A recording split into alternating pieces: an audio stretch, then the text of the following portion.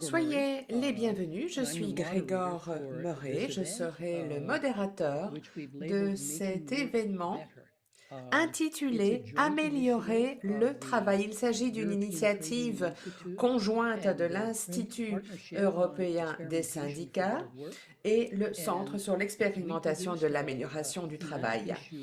Nous avons rédigé des articles dans la revue Transfer, qui est un magazine européen sur le travail et la recherche en 2023, et nous nous étions dit qu'il serait peut-être judicieux de rassembler les auteurs de ces articles, parce que je pense que c'est un travail extrêmement pertinent par rapport à la thématique qui nous occupe d'améliorer le travail.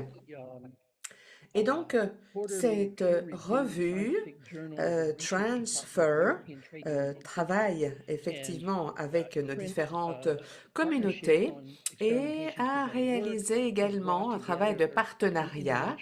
Nous avons pu rassembler ainsi des représentants de réseaux internationaux, de centres de recherche, de centres scientifiques afin de réfléchir à la façon dont on peut améliorer le travail en passant par plusieurs expériences.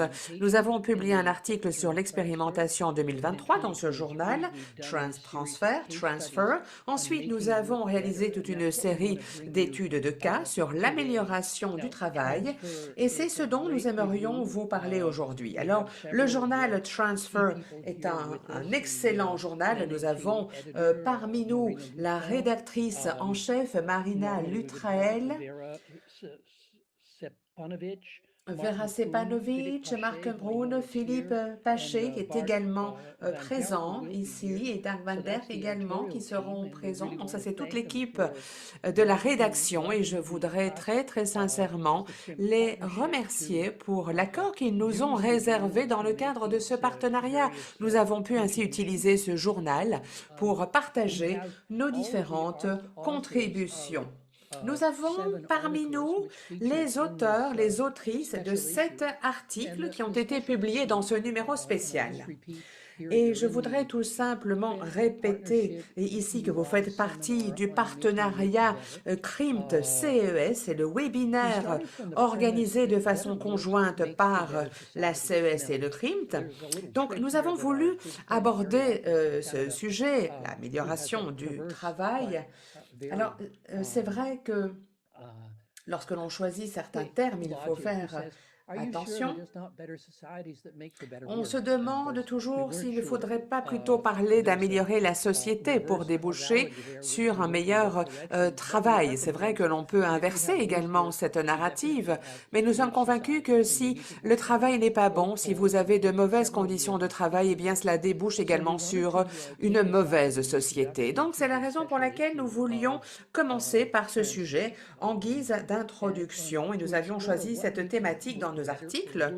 Nous voulions vraiment explorer ce qui améliore le travail, ce qui malheureusement le dégrade. Alors c'est vrai que nous avons pas mal d'expériences qui façonnent nos communautés et je pense qu'il est important de s'engager dans l'apprentissage conjoint. C'est important si l'on veut stimuler le dialogue en faveur d'un meilleur travail. Penchons-nous également sur les différentes conditions capables d'entraver ou de faciliter le travail. Il est important également de s'éloigner des conceptions assez étroites de la qualité de l'emploi et de passer vers des stratégies reposant sur les acteurs qui travaillent dans le monde du travail, des stratégies beaucoup plus larges. Penchons-nous sur les stratégies innovantes. Essayons également d'intégrer les incertitudes dans le travail de recherche. Essayons de voir pourquoi le travail doit être amélioré, qu'est-ce qui peut le rendre meilleur, quid du rôle des sociétés, quel est le rôle des institutions pour améliorer ce travail et puis enfin, dans quelle mesure les stratégies syndicales sont-elles essentielles pour réaliser ces expérimentations et pour améliorer le travail? Eh bien, nous avons essayé de nous pencher sur ces différents articles pour répondre à ces différentes questions et je suis convaincue que les auteurs vont probablement épingler ces différents points dans leurs interventions. Alors, par un meilleur travail, eh bien, nous pensons à un travail inclusif, plus significatif, où les individus peuvent exercer un certain certain degré d'autonomie, par exemple, peuvent également rester écartés des différents risques, des incertitudes. Nous pensons également que ça implique une démocratie économique, une citoyenneté qui s'inscrit dans une vision durable et solidaire de la prospérité pour tous les citoyens, pour toutes les générations. Un meilleur travail est lié aux conditions de l'expérience professionnelle, au statut de l'emploi et aux droits qui en découlent. Mais le problème, c'est que la situation actuelle s'avère très différente. Je sais que vous allez aborder ce sujet aujourd'hui parce que la discussion sur ce travail meilleur arrive après des années d'expérimentation néolibérale. Il y a eu la COVID également qui a vraiment mis l'accent sur des formes terribles de travail. C'est ce que nous allons essayer d'aborder. Nous allons essayer de répartir la discussion en 2 cycles de débat. Dans un premier temps, nous allons essayer de jeter des ponts entre les articles qui ont été écrits et la réflexion que l'on peut avoir sur l'amélioration du travail. Et puis, dans un deuxième temps, nous demanderons à ces mêmes auteurs et autrices, très bien, quelles seraient les stratégies que je pourrais, par exemple, retirer de mon travail de recherche, capables d'approfondir cet agenda et le travail réalisé dans l'amélioration du travail dans nos sociétés.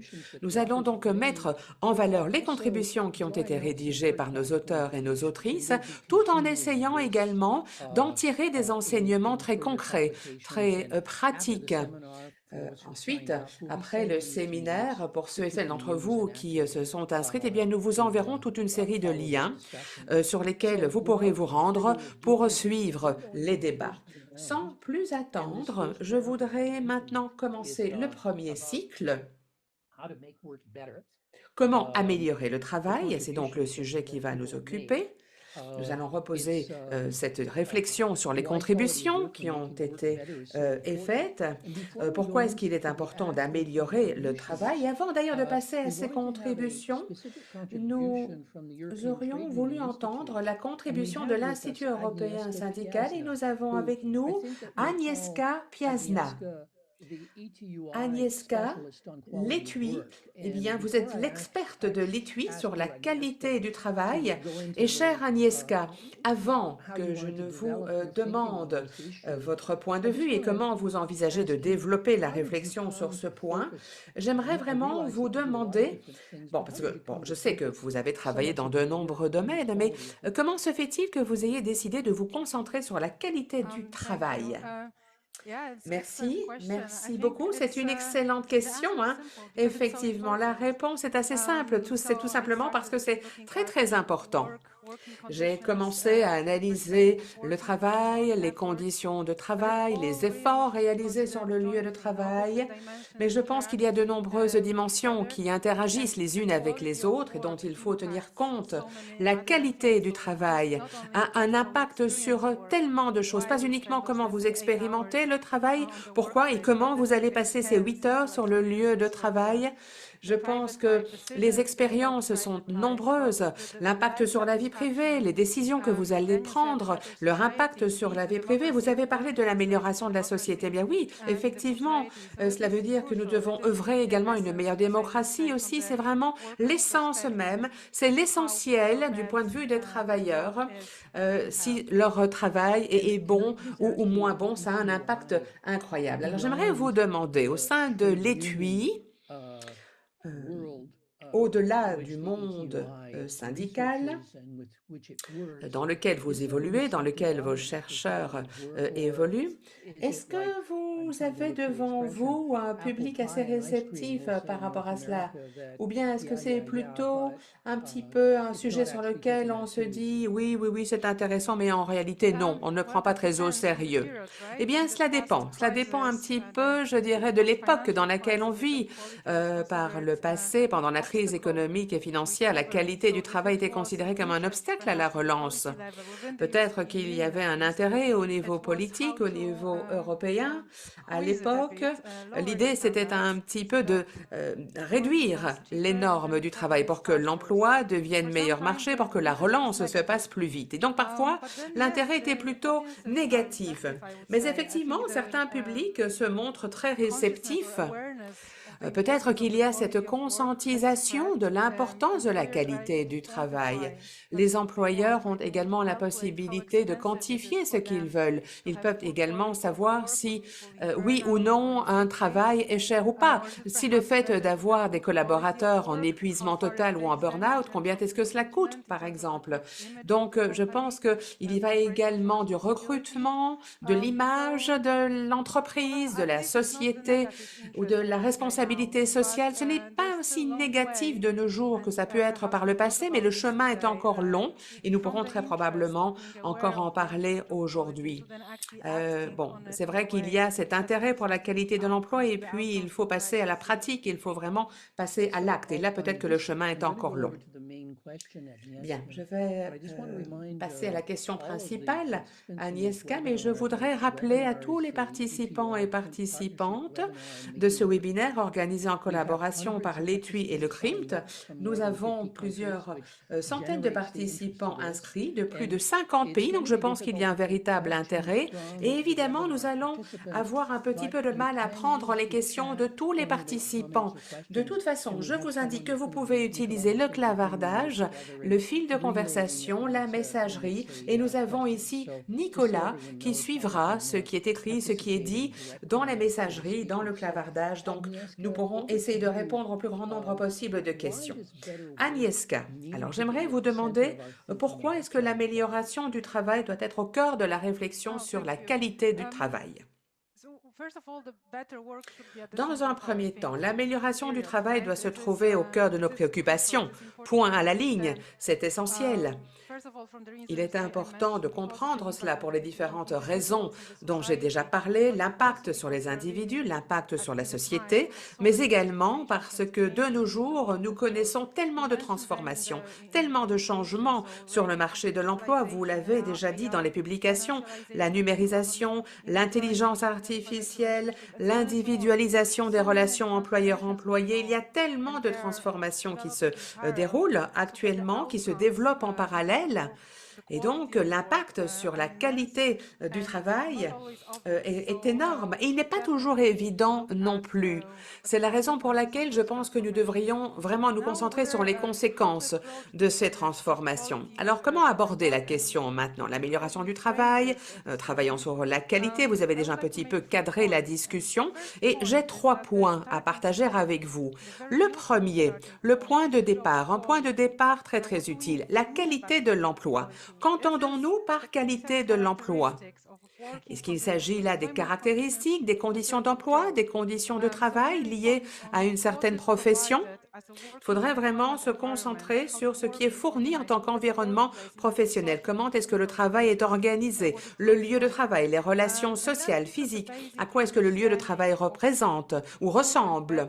Et donc, il faut vraiment déjà établir les bonnes et les mauvaises caractéristiques d'un emploi. Pourquoi? Eh bien, je pense que c'est un point de départ essentiel parce que lorsque l'on se concentre sur l'emploi, on ne relativise pas qui occupe cette fonction. Est-ce que cette personne est jeune, âgée? Est-ce que c'est un homme ou une femme? Non, on se concentre sur l'emploi, sur la profession en tant que telle. Et donc, cela nous permet vraiment de commencer les débats sur la déréglementation, l'émergence des nouvelles formes d'emploi qui sont parfois promues sur le terrain parce que cela permet de répondre à certains besoins des individus. Donc, la justification des politiques que nous observons, c'est que parfois, certaines personnes, à certains moments de leur vie, eh bien, malheureusement, doivent passer par un mauvais emploi. Ça, c'était un petit peu ce que l'on voyait il y a quelque temps lorsque l'on arrivait à mettre sur le marché certains groupes marginalisés. Aujourd'hui, c'est un petit peu la même chose avec l'économie des petits travails, des petits boulots, la gig economy, par exemple. Eh bien, quand certaines personnes ont du mal à accéder à l'emploi, on leur offre un petit emploi comme cela, en leur disant, voilà, c'est de l'emploi quand même. Mais alors, ces personnes, finalement, sont un petit peu coincées, n'ont pas la possibilité de trouver un autre emploi. Cela a un impact sur la précarité. C'est comme ça que la précarité piège, finalement, ces personnes. Donc, je pense que le point de départ de la qualité de l'emploi est très, très, très intéressant. Qu'est-ce que l'on entend par un emploi de qualité? Qu'est-ce que cela implique également? À partir du moment où nous avons bien compris ce que l'emploi offre, indépendamment du contexte et indépendamment de la personne qui travaille. On peut passer au deuxième point, et il s'agit des transformations. Et je pense que c'est le sujet abordé par le journal Transfer. Le marché de l'emploi change, le monde du travail change. Donc, je pense que nous devons vraiment adapter notre réflexion, la façon dont on mesure la qualité de l'emploi, de façon à ce que nous continuions vraiment à capturer les caractéristiques essentielles du travail, parce que ces caractéristiques ne sont pas statiques. Le cadre de qualité de l'emploi fut développé également par rapport à l'employeur, qui a la responsabilité d'offrir de bonnes conditions d'emploi. C'est pour l'employeur aussi, c'est la deuxième partie de l'équation. Or, dans certains cas, cette relation est très floue. Je pense que dans les contributions que nous avons pu lire, c'est très bien expliqué. Il y a vraiment des frontières entre les employeurs et les employés qui deviennent très, très floues. Les frontières deviennent floues également par rapport au lieu du travail. Est-ce que, par exemple, vous travaillez sur un site donné ou bien est-ce que vous travaillez depuis votre domicile, par exemple? Surtout, lorsque l'on voit les environnements d'emploi précaires, la gig economy, par exemple, la plupart des réglementations ne s'appliquent pas vraiment. Les frontières sont vraiment floutées maintenant. Nous devons nous adapter et tenir compte des transformations qui caractérisent ce marché de l'emploi aujourd'hui. Essayons d'évaluer si oui ou non ces activités sont bonnes ou néfastes, quelles sont les caractéristiques. Et ceci me mène au dernier point de cette intervention, les défis. Il existe des transformations permanentes dans nos sociétés aujourd'hui. Ces transformations débouchent sur des situations difficiles, sur des défis à relever. Nous voyons qu'il est très difficile vraiment de travailler sur la pérennité. Bon, difficile d'évaluer si un emploi est bon ou pas, c'est plutôt au niveau de la société, c'est plutôt une évaluation normative, pas nécessairement par rapport à la performance d'un travailleur ou d'un salarié, mais par rapport à la société tout entière. Est-ce que ce travail-là, est-ce qu'il va contribuer à l'amélioration des objectifs durables pour la société? Par exemple, moi, je dirais qu'il est vraiment très utile de structurer notre réflexion sur la qualité de l'emploi et puis ensuite essayons d'étendre l'horizon sans nécessairement laisser une dimension de côté ou en pensant que quelque chose n'est pas applicable. Essayons de construire notre réflexion de cette façon et essayons de formuler des propositions politiques. C'est beaucoup plus facile alors parce que l'on connaît les objectifs, on connaît les aspirations. Et vraiment, félicitations pour ce numéro du journal Transfer. Si vous n'avez pas encore eu la possibilité de télécharger cette copie, eh bien, n'hésitez pas parce que les contributions sont remarquables. Merci beaucoup, Agnieszka. Effectivement, c'est quelque chose de vraiment très, très intéressant. Les caractéristiques d'un emploi de qualité, le fait d'aborder les transformations, relever les défis également qui nous permettront de passer d'une conception plus étroite vers une conception plus large en matière de durabilité, d'éthique et bien d'autres sujets encore. C'est vrai que là, vous prêchez évidemment un public converti déjà parce que nous le savons très bien, la qualité du travail est vraiment au cœur de ces préoccupations. Je pense que c'est important, évidemment, de travailler sur ce sujet des qualités pour enrichir notre vie également. Nous allons passer la parole à notre prochain orateur. Nous avons ici Nicolas Roby, Christian Lévesque, nous avons Dalia également avec nous. Je vais passer la parole à Dalia. Est-ce que vous pourriez peut-être rebondir sur un élément mentionné par Agnieszka et nous dire oui, tout à fait, je suis d'accord, ça c'est un point important. Merci beaucoup, Gregor. Je voudrais également remercier les interprètes qui sont avec nous aujourd'hui pour nous faciliter la tâche. Et désolée d'avance de la rapidité avec laquelle je vais m'exprimer. Merci Gregor, merci Agnieszka de ces remarques en ouverture. Je voudrais peut-être revenir sur deux choses qui ont été dites par Agnieszka. Je crois que l'une des principales problématiques au jour d'aujourd'hui, c'est la précarité, bien sûr, comme on l'a vu ces dernières années, mais également d'un côté, vous avez des gens qui ont, comment dire, un emploi traditionnel et qui sont aussi face à l'incertitude, à une moindre qualité, à une détérioration des conditions de travail. Et bien sûr, cela s'ajoute, et vous avez, différents groupes de travailleurs qui sont face à des conditions d'emploi, précaires. Autre chose clé qui a été dite par, Agnieszka, qui fait partie du débat, c'est la manière dont les acteurs réagissent à ce qui se passe. Et là où il faut être attentif, bien sûr, c'est que vous avez différentes catégories d'acteurs. Vous avez l'État, vous avez les individus, les syndicats, différents groupes sociaux, qui réagissent à ce qui se passe, pour le mieux ou pour le pire, je dirais. Et vous avez des initiatives locales qui, sont donc à voir sous l'angle local, mais qui font également partie d'initiatives plus larges qui pourraient dynamiser et rediriger la manière dont on pense à la qualité du travail. Voilà, j'en reste là pour l'instant. Merci beaucoup. Est-ce que les Est-ce que vous aviez été, prévenu que, j'adore, demander, ce que, vous pensez de ce qu'a dit votre prédécesseur, au micro? Juste pour voir si vous êtes, à l'écoute activement. parler de l'interprétation. Et si vous cliquez sur l'interprétation en bas de l'écran, Dalia a souligné que nos interprètes travaillent fort et vous facilitent la compréhension. So I just want to emphasize that there is a globe at the bottom of your screen. Il y a donc, je disais, un petit globe en bas de l'écran. Si vous y accédez, vous aurez accès à l'interprétation, soit en français, soit en anglais, et vous aurez de toute façon la langue dans l'original, si tel est votre souhait. L'option qui vous convient, please choose the option that suits you best. And we'll go back to you, Dalia, and say, Alors, je reviens à vous, Dalia, et voilà, les coordinateurs ou coordinatrices ont rédigé un article qui, voilà, qui contribue, mais comment à l'amélioration du travail? Expliquez-nous. Bien, je crois que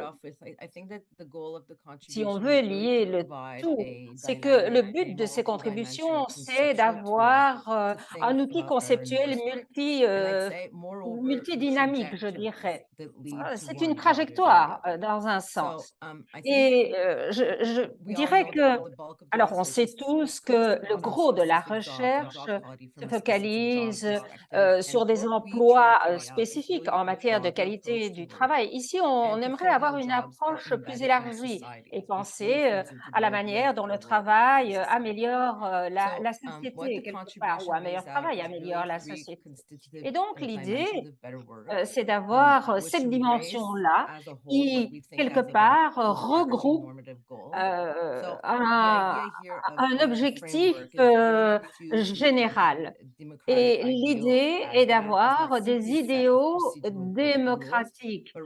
Vous voulez, c'est un processus, le travail est un processus avec un accès égal aux opportunités. Et donc, vous avez une dimension, bien sûr, des risques par rapport, qu'ils soient psychosociaux ou qu'ils soient dus au maintien de votre intégrité physique, mais ça fait partie d'une trajectoire dans la vie.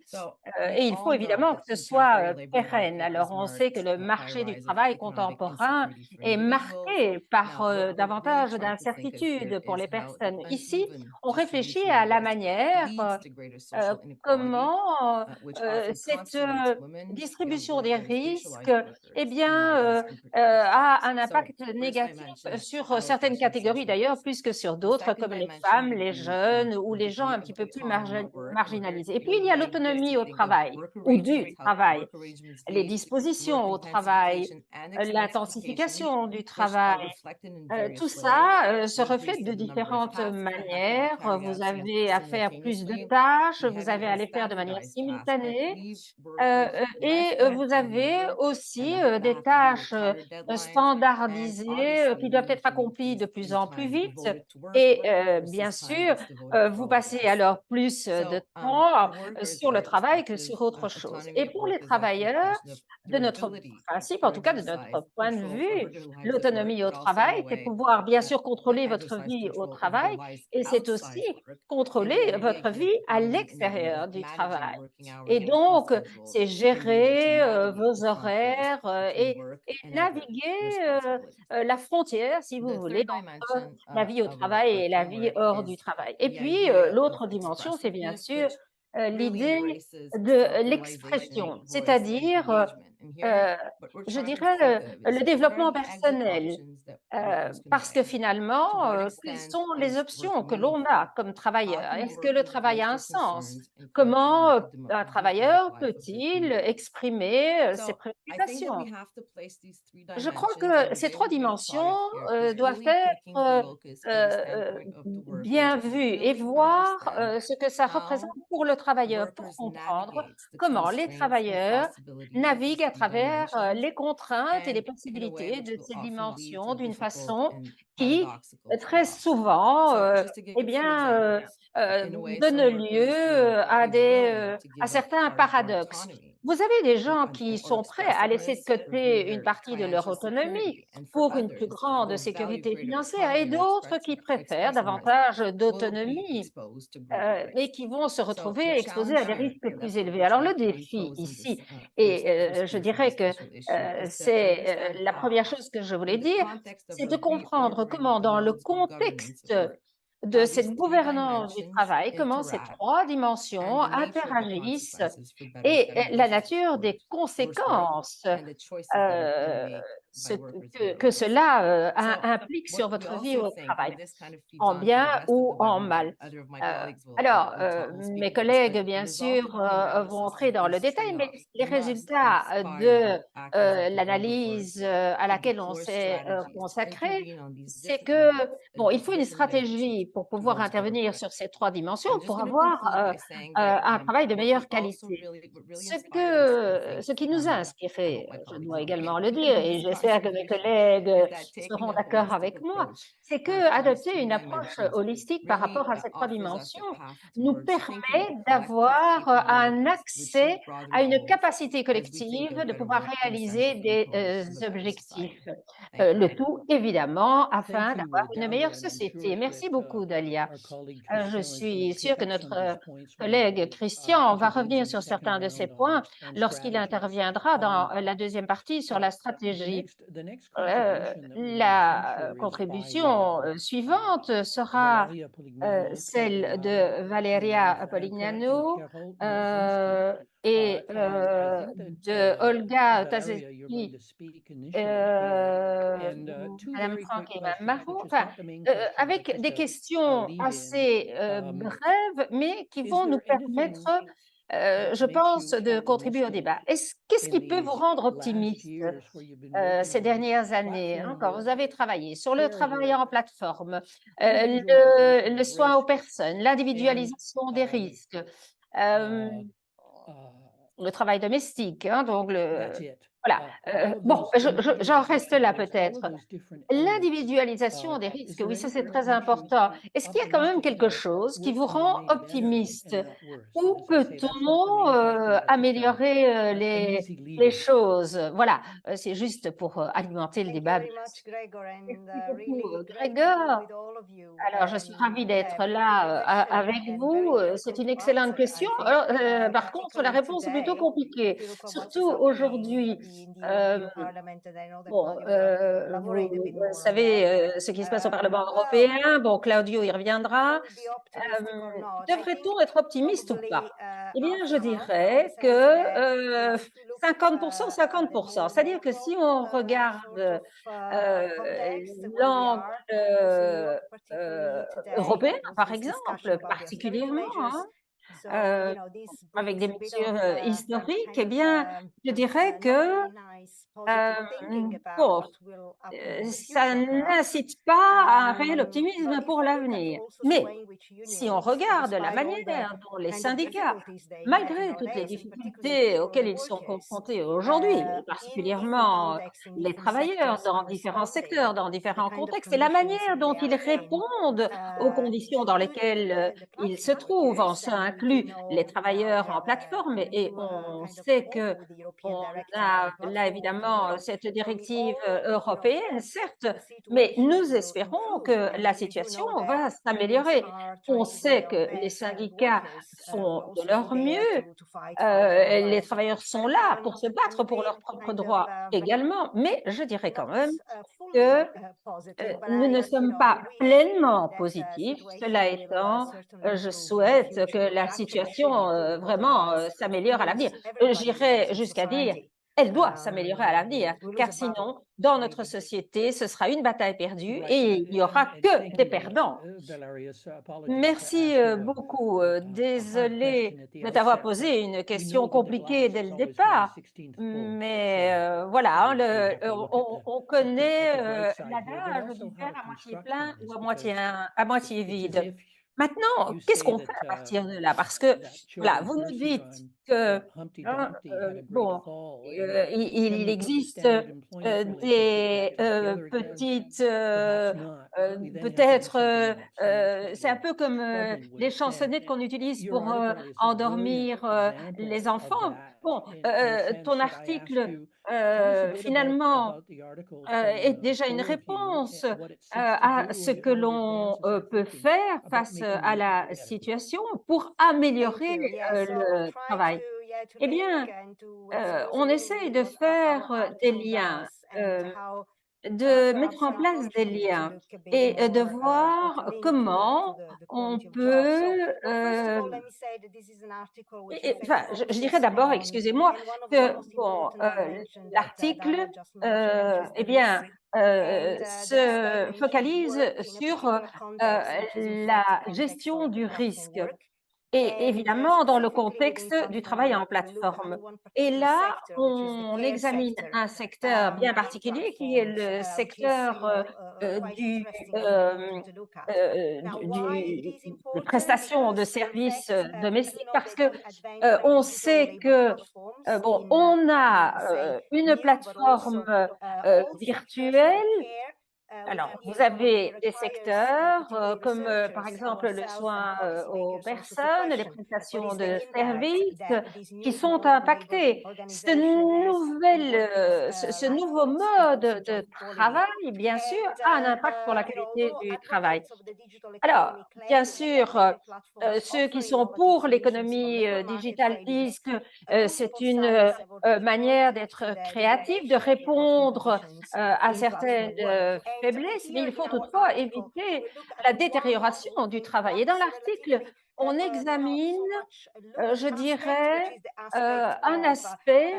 Alors, il y a le travail non rémunéré, bien sûr, qu'on conceptualise non seulement de manière traditionnelle, c'est-à-dire au niveau social, mais aussi de manière plus créative, en examinant le temps et les efforts qui sont consacrés par les travailleurs à accomplir des tâches qui font partie de leur travail et du profil pour lequel ils ont été engagés, mais pour une raison ou une autre pour lequel ils ne sont pas rémunérés. Alors, nous pensons aussi que euh, il y a, bien sûr, ce travail non rémunéré, par exemple, sur la plateforme des prestations de services, par exemple, ou des prestations de soins, avec quand même un risque tout à fait caractérisé par une précarité croissante sur ces plateformes. Alors, cela contribue au débat sur la qualité du travail et de différentes manières. D'abord, l'étude illustre la manière dont les travailleurs, finalement, se retrouvent dans un cercle vicieux de mauvaise qualité de travail. Et quelles sont les causes de cela? Bien, il y a d'abord le modèle d'entreprise. de la plateforme et la manière dont la plateforme fait obstacle à la qualité du travail. En particulier, l'accès du travailleur à de l'information ou tout simplement l'accès à des emplois. Je pensais à ce que Agnieszka disait au départ de la conférence. Le travail non rémunéré, c'est aussi finalement un manque de contrôle au niveau contractuel. Il y a des réformes de l'emploi qui entravent l'accès au travail. Ça a des conséquences sur la protection sociale et puis un risque élevé associé à des dispositions du travail qui sont liées aux conditions institutionnelles qui étayent ce travail non rémunéré.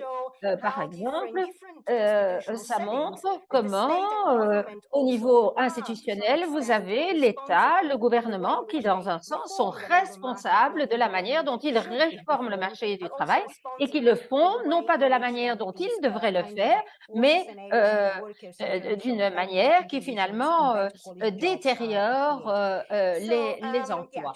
Alors, peut-être pour conclure, les opérateurs au-delà des frontières doivent prendre en ligne de compte la diversité des politiques familiales, les différentes réglementations, doivent permettre une meilleure information des travailleurs de manière à pouvoir également permettre un travail de qualité à ces travailleurs-là. Merci beaucoup. Valéria, je voulais aussi féliciter votre équipe sur une étude finalement nuancée par rapport à ces différents types d'emplois et je vous remercie d'avoir parlé du contexte institutionnel parce que ça peut faire la différence. Ça fait la différence, en fait. Sarah, on va peut-être passer à vous. Est-ce que je peux rappeler à tout le monde que nous avons donc l'interprétation à notre disposition. Nous avons donc deux interprètes avec nous. Poser la question, est-ce que vous vous êtes reconnu dans l'étude de Valeria et ses collègues dans la présentation de la Belgique et de la France? Autrement dit, est-ce que vous avez pu retirer une leçon de leur constat?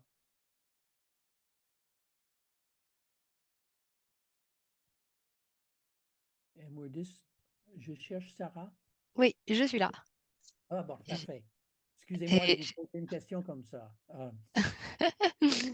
Non, pas de souci. Par contre, j'ai fait la bêtise J'étais restée sur la langue anglaise tout à l'heure. Et donc, quand vous avez parlé en français, je suis passée sur l'interprétation et j'ai raté un bout de la question. Il y a eu un petit décalage entre les deux. Mais je pense que c'est quelle leçon je tire de la présentation précédente. Exactement. Ok, merci. Euh, Alors, c'est vrai qu'on a des contributions, je pense, complètent, qui se complètent parce que je partage complètement les constats qui sont faits sur l'individualisation des risques pour ces travailleurs des plateformes.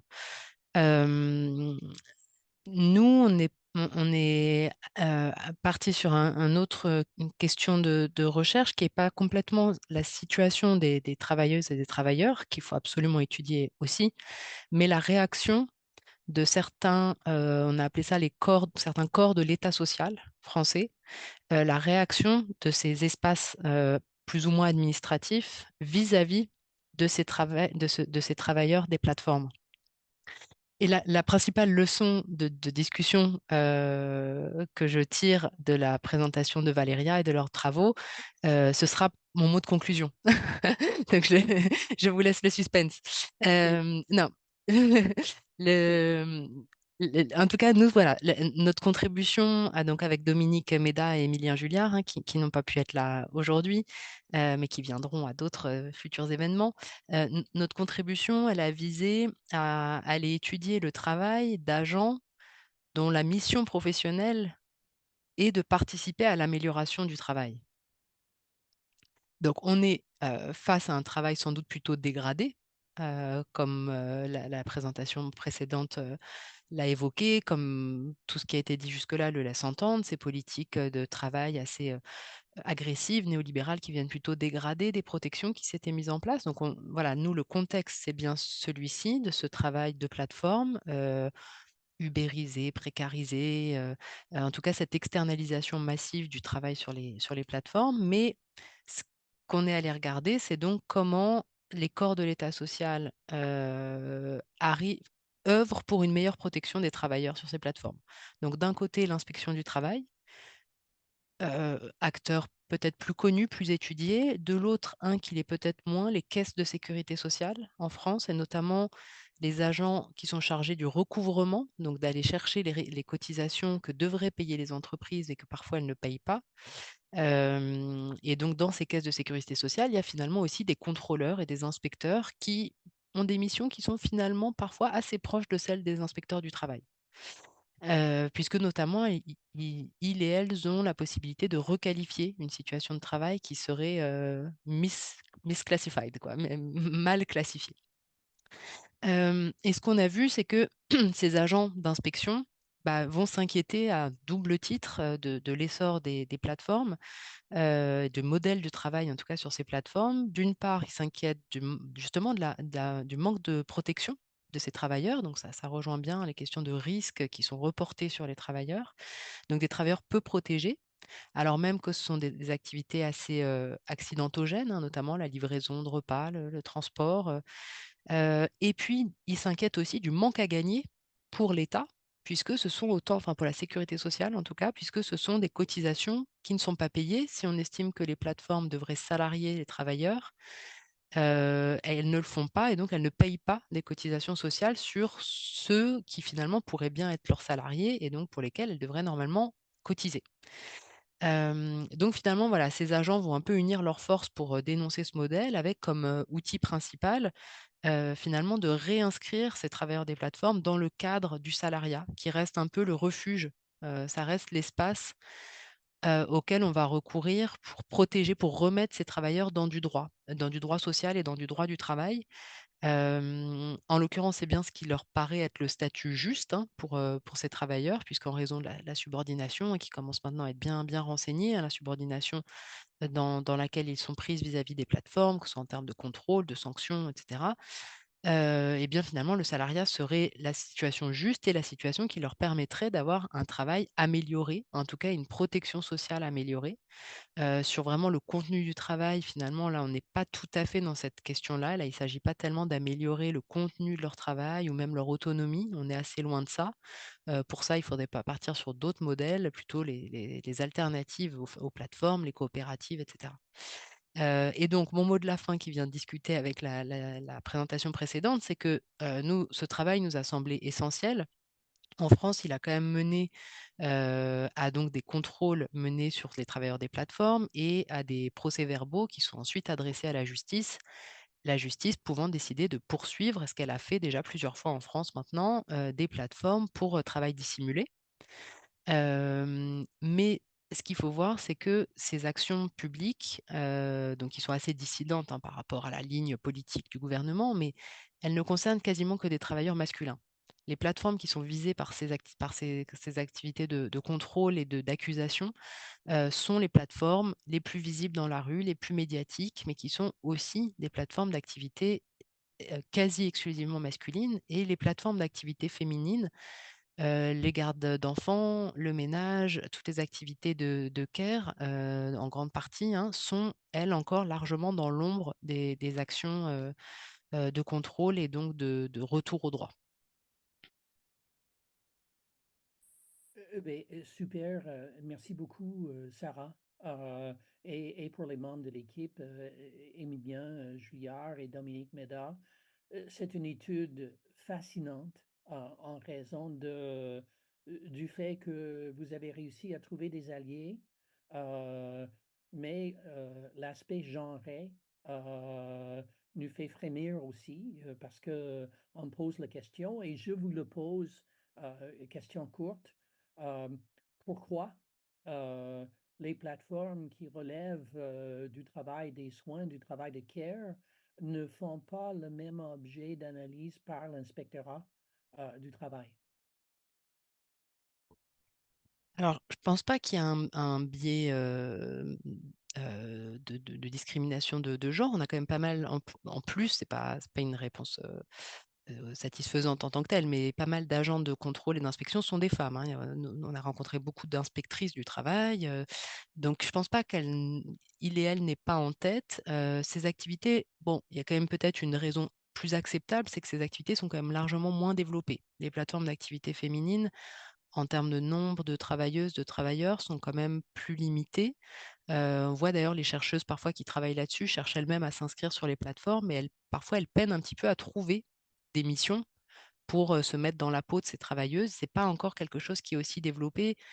Les enquêteurs hommes qui se sont mis à faire de la livraison de repas l'ont fait plus facilement, peut-être que les chercheuses. Donc je pense quand même que ces activités sont moins développées. Et puis, je pense quand même qu'il y a toujours cette distinction, l'extérieur, l'intérieur, le public, le privé. Ces activités féminines sont davantage dans l'ombre, elles se déroulent dans les foyers, elles sont moins visibles. Pourtant, elles posent aussi d'autres problèmes en termes, par exemple aussi de violences sexuelles, hein, vis-à-vis des travailleuses. Mais c'est vrai que pour le moment, je pense que la visibilité, l'espace extérieur, le nombre ont joué en faveur de ces plateformes d'activité masculine. OK, merci beaucoup. C'est tellement intéressant et on y reviendra plus tard quand nous parlons de stratégie. Uh, uh, Elisa, on behalf of the team of Maxime Beleggio and Virginia Dorgas, Ginny Dorgas, Bien, nous um, avons maintenant la possibilité your de article passer à has l'équipe de everything. Maxime, de Uh, Virginia, d'Elisa. Tragedy, Je pense que dans votre article, il y a a vraiment tout. strengthened labor Il y movement, a the de la ability tragédie, il to y a un have mouvement social social très dialogue, fort, la a possibilité whole d'avoir un range of things. dialogue Why don't we jump social, donc toute straight une in? You série can tell de us points. again Alors pourquoi ne about pas how your directement article plonger dans le contributes to our sujet? thinking about Est-ce better que vous work. pourriez peut-être nous dire dans quelle mesure votre travail de recherche fait une contribution positive à l'amélioration du travail? Merci beaucoup, Grégor. C'est vrai qu'il s'agit d'une étude de cas. Nous avons également abordé les leçons que nous avons pu tirer de ces études de cas. L'étude de cas porte sur la réorganisation du travail chez France Télécom après les crises sociales qui ont eu lieu dans les années 2000. Je ne sais pas si vous savez ce qui s'est passé, mais la crise sociale a pris la forme d'une crise du bien-être parce qu'il y a eu des cas de suicide des salariés directement après une restructuration de l'organisation. Cette première restructuration a été conçue par la direction sans aucune consultation des employés. C'était une approche du sommet vers la base, un contrôle vraiment centralisé, une pression exercée sur les travailleurs, une réorganisation des rôles, une division très étroite, une répartition très étroite du travail également. L'organisation a été revue avec des spécialisations vraiment très très étroites qui ont débouché sur une révision des performances d'équipes entières. Donc, c'était des facteurs vraiment de stress qui ont débouché sur une crise du bien-être, comme Grégor l'a dit également, la tragédie également, puisque il y a eu quand même le décès d'un grand nombre de travailleurs. Dans ce contexte, les syndicats ont pu obtenir un changement de leadership. Nous avons couvert ce processus dans un autre article. D'ailleurs, je pourrais peut-être revenir sur cela un petit peu plus tard.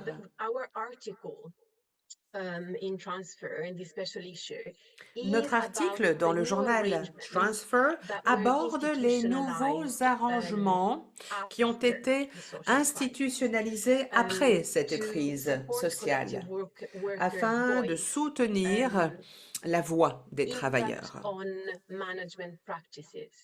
afin qu'il y ait un impact plus important sur les pratiques du management. Sorry? I think Ah, we have a pardon, technical nous Is it? entendons ici quelqu'un Sorry. d'autre Yeah, no, I'm visiblement. hearing someone else speaking. Okay, J'entends it's fine quelqu'un now. d'autre. Sorry about that.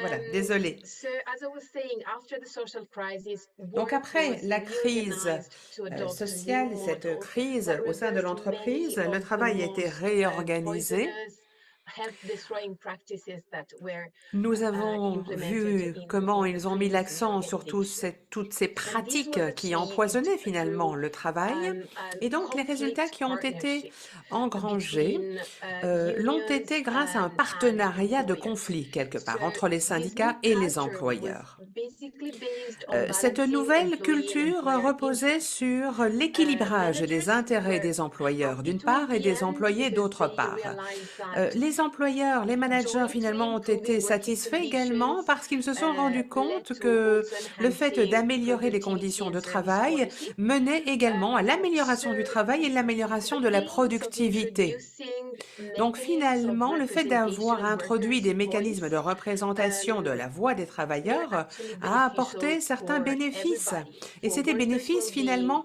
for pour toutes les preventing parties stress prenantes, in the pour workplace, les employés qui vivaient dans and des situations all other professionnelles moins actors stressantes, mais involved. également pour tous les So, autres acteurs impliqués. in practice, what En happened pratique, is, ce first of all, que in terms nous of avons how the vu, work c'est que, was dans reorganized, un premier temps, la façon dont the le travail upskilling était process was inverted réorganisé. because On a the vu que ce new processus de mise à mal des compétences organization, était vraiment inversé. organizational On a structure vu la was mise en based place on de workers' nouvelles structures autonomy. d'organisation qui reposaient davantage sur Workers were l'autonomie des allowed to travailleurs. focus on Les solving travailleurs avaient problems la as opposed possibilité de to se concentrer executing sur menial des tasks. problèmes They were part of liés à multi-skill la teams where santé. they could Également, ils collaborate faisaient and work partie together vraiment de véritables to get équipes a dans more lesquelles il y avait de la meaningful collaboration. Ils pouvaient kind of job. contribuer de façon beaucoup plus Um, significative and au travail à so, réaliser. to sum up, in terms of Et donc, how pour résumer, our contribution helps par our rapport thinking à about la making work façon better, dont I nous would réfléchissons à highlight two l'amélioration du crucial aspects. travail, So the je voudrais first is a souligner deux methodological points one, cruciaux. Dans un premier temps, un point de which nature focuses on méthodologique partnership qui se between the concentre sur les organization, workers, and partenariats que l'on unions. peut trouver So entre we les talk about the entreprises, process on how les to get employés et better les to a syndicats. Nous better parlons ici du work, as processus, Dalia was comment saying in faire pour her arriver à un meilleur contribution. travail, comme Dalia d'ailleurs l'a dit dans So sa contribution.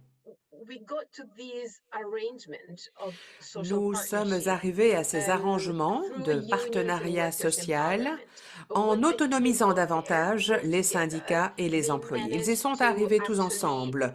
get to Ils have ont better pu conditions in an obtenir de meilleures institutionalized way, organisations de façon in institutionnalisée. Donc ça, c'est quelque chose de très in a important. very participative On a way. vu là qu'ils So ont suivi une with a approche common aim of extrêmement reducing participative, psychosocial risks l'objectif and étant de well-being. réduire les risques And the second psychosociaux et aspect is a more l'amélioration du practical one. bien-être au So travail. Et puis how ensuite, deuxième considération, does des better considérations de work nature look pratique. like in À quoi this specific ressemble case? un meilleur And travail dans ce cas en better work particulier? for France Telecom Un meilleur technicians travail meant pour les more techniciens de France autonomy, Télécom signifiait davantage upskilling d'autonomie, and more choice l'amélioration de for leurs workers. compétences, des formations et So le fait de leur these donner are the key davantage points. de choix Great, également. Elizabeth. Ça, ce sont That's les so points clés. interesting. And maybe just Merci, a merci quick beaucoup. C'est très, supplementary très, très question. intéressant. Une petite question Is this a set of complémentaire. circumstances that a union or a group of Est-ce que workers l'on could peut dire replicate in que another ce sont context? là Is this peut-être des something that we can situations take que away l'on from your pourrait case that say, copier look dans what un they were autre able to contexte? do. Est-ce que If we l'on do pourrait dire, A, voilà, B, C, regardez ce and the qu'ils ont others pu are faire, identical, et si we on still refait la do it to même better chose work? ABC, bon, sans que ce soit tout à fait identique, est-ce que l'on I pourrait would arriver à de say meilleurs yes. Of résultats? course, this Eh was a bien, oui, very je dirais peculiar oui. Bon, évidemment, situation ici, il in s'agissait d'une which situation vraiment unions were très, très able to particulière parce que increase their les power syndicats ont eu la because possibilité of, vraiment as you de said, voir leur the pouvoir tragic quelque peu elements augmenter, of parce this qu'évidemment le specific contexte case. était très But tragique, hein. Il s'agissait I vraiment think de that cas organizations, not just unions, de could suicide learn et de from this décès. case because what they Je got in pense the qu'il y a end toujours quelque chose à apprendre de ces through différents this cas. social partnership Ils sont parvenus à un partenariat social, à de meilleurs résultats organisationnels, une meilleure productivité pour l'entreprise, un taux de satisfaction plus élevé dans le chef des clients, par exemple, et c'est quelque chose qui a été obtenu uniquement en donnant davantage de voix aux syndicats. Les managers avaient également décidé de revoir un petit peu leurs priorités. Ils étaient bien conscients du fait qu'il fallait changer quelque chose pour arriver à de meilleurs résultats sur le long terme. Donc moi, je dirais que si on peut trouver au sein des organisations des mécanismes permettant de renforcer le pouvoir et la voix des syndicats, ce serait une bonne étape. Je pourrais peut-être ajouter quelque chose à cela. Je sais que nous nous sommes concentrés sur les différentes actions menées à bien par les syndicats pour en parler d'ailleurs au public, pour expliquer quels étaient les problèmes dans cette entreprise. Moi, c'est comme ça d'ailleurs que je me suis intéressée à ce cas parce que je travaillais pour une ICTS. Je travaillais justement sur la situation de stress, les cas d'épuisement, de burn-out, les problèmes de bien-être au travail. Et donc, c'est comme ça que je m'étais intéressée à ce cas. Il fallait vraiment voir ce que la direction de l'entreprise avait la possibilité de faire pour résoudre et pour aborder ces problèmes de burn-out et d'épuisement des employés. Donc, il faut qu'il y ait les bonnes priorités. Il faut que la direction considère que ces cas de burn-out et d'épuisement au travail soient la priorité. Et puis, de l'autre côté, évidemment, elle se préoccupe des performances et de la rentabilité de l'entreprise. Voilà, donc il fallait travailler sur l'impact de ces restructurations, voir dans quelle mesure on pouvait trouver des solutions pour que finalement les deux parties trouvent leur compte et pour qu'il y ait des gains et des avantages pour les deux parties. Se concentrer sur le bien-être, évidemment, c'est tout à fait légitime d'un côté, et puis de l'autre côté, il faut se dire que cela permet également de contribuer à l'amélioration de la rentabilité, l'amélioration de la qualité des services fournis. Merci beaucoup, Virginia Dolgast. Vous êtes également co-autrice de cette étude et je voulais vraiment mettre l'accent sur ces différentes contributions. Elles sont vraiment très, très intéressantes. Nous allons passer à la prochaine contribution maintenant de Nicholas Hammer de l'Université de Leicester au Royaume-Uni. Une toute petite question pour vous. Vous avez travaillé sur les chaînes de valeur depuis très, très longtemps. J'aimerais vous demander si ce travail a permis d'arriver à une amélioration du travail. Je ne suis pas en train de parler vraiment de la situation actuelle parce que je sais que c'est un point que vous aborderez un petit peu plus tard. Merci beaucoup pour votre question. Merci également à toute l'équipe CRIMT et TUI. Vous me demandez si cela a permis d'améliorer le travail au Royaume-Uni. Oh, vous savez, de façon générale, parce que je sais que vous travaillez sur ce sujet depuis très, très longtemps, les chaînes de valeur, des biens, toutes sortes de chaînes de valeur. Et donc, je sais que vous avez là réalisé énormément de travaux de recherche, par exemple sur les chaînes de valeur dans l'industrie du vêtement, de l'habillement.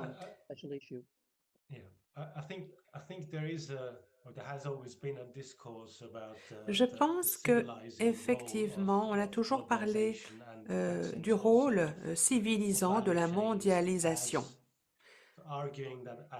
On a souvent entendu dire que les entreprises, les régions plongent comme cela dans l'économie mondiale et que cela va déboucher sur de meilleures normes et de meilleures procédures. Mais je pense que c'est quelque chose qui est très, très difficile à prouver. C'est très, très difficile et c'est peut-être plus le contraire.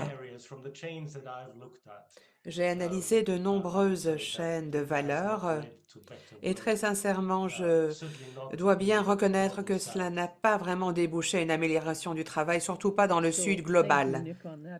Merci beaucoup, Nick. Alors, sur cette note optimiste, non mais réaliste, en tous les cas, est-ce que vous pourriez peut-être nous parler davantage de votre article Et dans quelle mesure vous pensez que cela peut contribuer au sujet qui nous occupe dans le cadre de ce webinaire? Alors, l'idée ici, c'est de voir comment les grandes entreprises ont énormément de pouvoir et peuvent vraiment définir les conditions là, des engagements.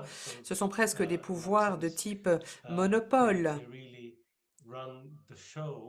Ce sont des entreprises finalement qui ont tous les pouvoirs quelque part.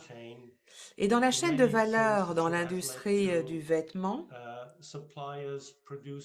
nous avons vu que les fournisseurs produisent en dessous des coûts. Cela débouchait sur l'exploitation, la surexploitation des travailleurs, tout simplement parce qu'ils ne reçoivent vraiment pas de moyens de subsistance suffisants.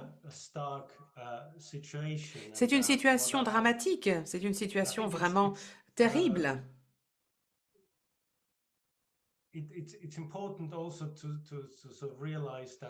Je pense qu'il est important également de dire que ce sont des travailleurs qui n'ont pas de représentants syndicaux.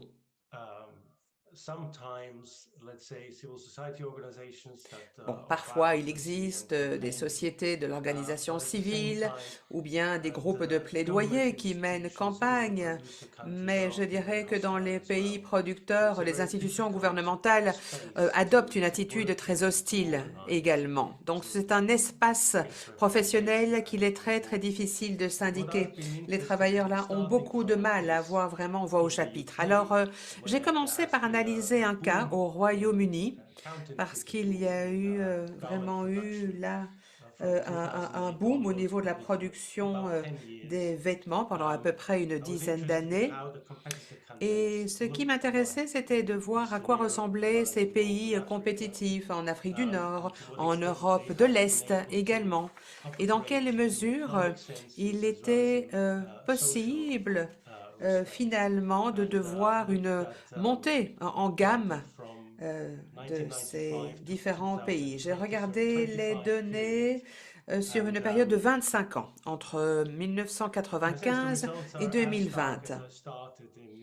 Et c'est vrai que lorsque j'ai commencé à répondre à votre question, je vous ai parlé d'une situation terrible.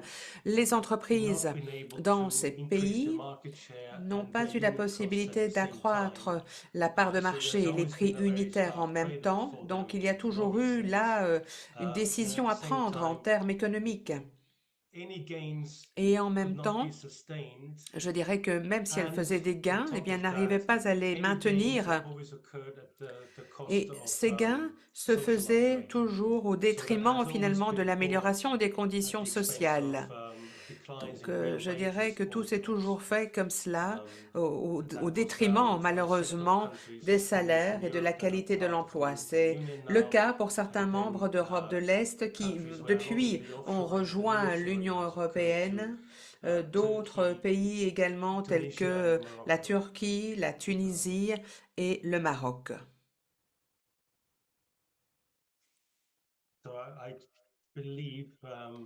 Donc,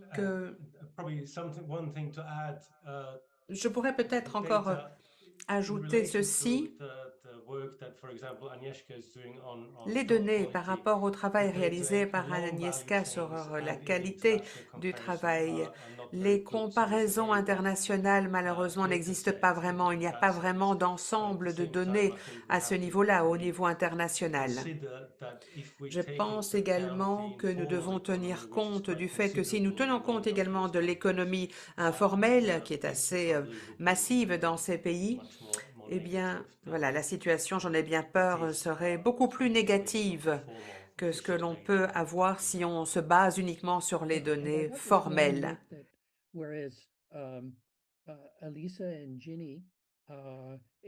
Nick, ai-je bien compris, Lisa et Jenny ont identifié certaines choses pour France Télécom, mais tu dis en fait que entre le coût unitaire et la revalorisation sociale, eh bien, finalement, il n'y a pas vraiment de voie. Oui, car en fait,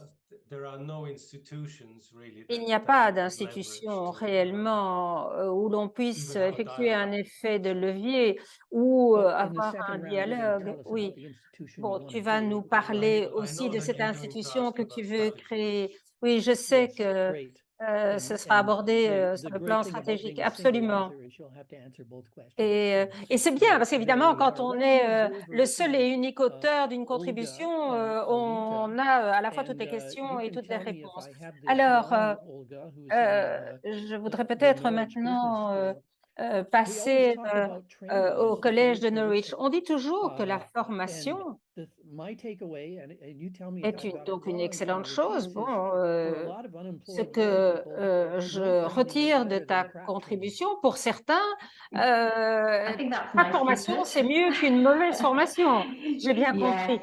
Mais c'est une façon de dire. Oui, mais tu as raison. C'est-à-dire que on pense toujours formation égale panacée.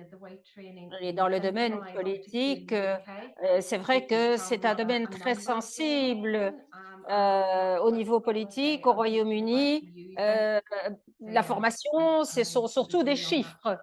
Et donc, je suis d'accord que pas de formation, c'est peut-être mieux qu'une mauvaise formation. Alors, est-ce que tu pourrais nous parler de l'article sur un meilleur travail? Parce qu'il y a beaucoup d'aspects très intéressants dans cet article.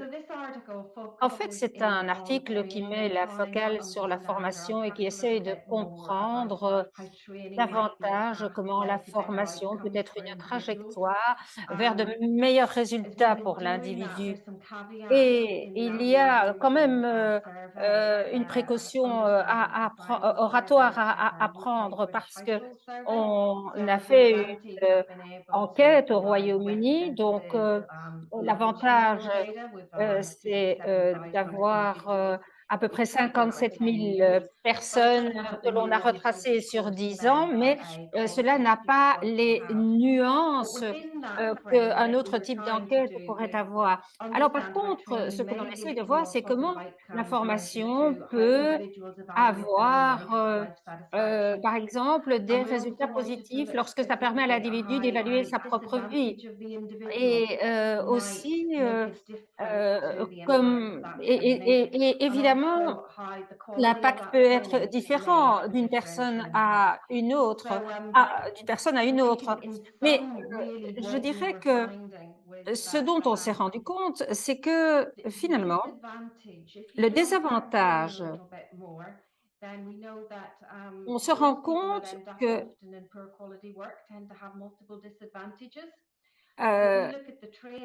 la formation est souvent vue comme un outil qui peut être utilisé par les personnes les plus désavantagées. On a des chômeurs au long terme qui ont dit, eh bien voilà, avoir de la formation de qualité, c'est une très bonne chose pour notre vie personnelle. Ou alors des personnes qui vivent dans des zones plus pauvres du pays. Donc, on a là un instrument de mesure qui intéresse nos politiques. Mais bon, ça ne se fait que chez nous, hein, ça ne se fait pas dans les 4 autres pays du système. Mais les individus qui vivent dans les zones les plus difficiles, où il y a le moins d'accès à l'emploi, à des ressources sociales ou économiques, ont bénéficié le plus de la formation à des initiatives communautaires, à des initiatives sportives. Et bon, c'est la même chose évidemment pour les chômeurs à long terme. Et donc, l'une des leçons à retirer de tout cela, c'est que, bon, il y a évidemment une relation entre la qualité du travail, la formation et le sentiment de satisfaction que l'on a par rapport à sa vie. Il y a aussi d'autres formes d'apprentissage qui vont évidemment dynamiser la confiance en soi et qui auront finalement la vertu de pouvoir pousser l'individu vers d'autres projets. Alors, ce que nous avons aussi découvert, c'est que les jeunes qui sont sur le marché du travail depuis peu de temps bénéficient également de la formation.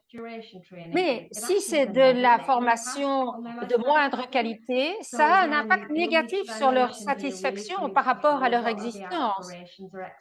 Il est donc très important de voir quelles sont les attentes des individus. Et nous avons essayé de mettre la focale sur l'individu, sur qu'est son attente par rapport à la formation. Et bon, pour quel groupe ça fonctionne et quand ça fonctionne. Merci beaucoup.